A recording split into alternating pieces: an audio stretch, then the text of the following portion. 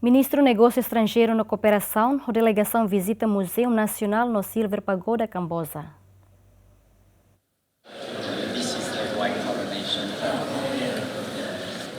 Ministro Negócio Estrangeiro na Cooperação Bendito dos Santos Freitas, a delegação sexta-ne, halau visita ao Museu Nacional no Silver Pagoda, onde haré direita preservação histórica da cultura cambojaniana. Visita Museu Nacional no Silver Pagoda, halau parte da agenda visita oficial Ministro Bendito Freitas durante a Camboja. Visita acompanha o embaixador Timor-Leste para Camboja, Hermenegildo Cupa Lopes no Seluctan. Ministro Bendito considera visita ao Museu Nacional pertinente tebes, também beleza inúda referência ida para Timor-Leste, onde halo preservação da arte e cultura sira, no mos história timoriana, no ne beledada turista sira para visita. Visita ida nessa introdução da cultura, da história, da sociedade cambodiana, lhe quando vai visita para Palácio Real, né?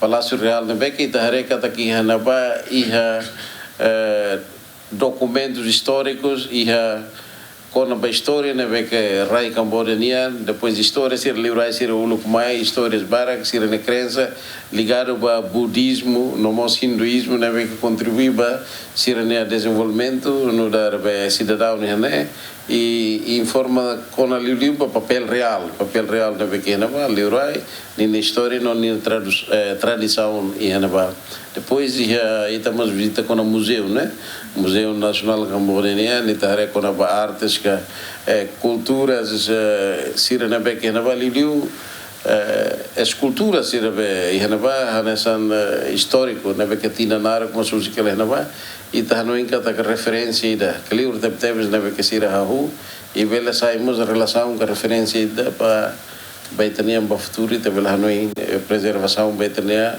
e tem cultura e tem história.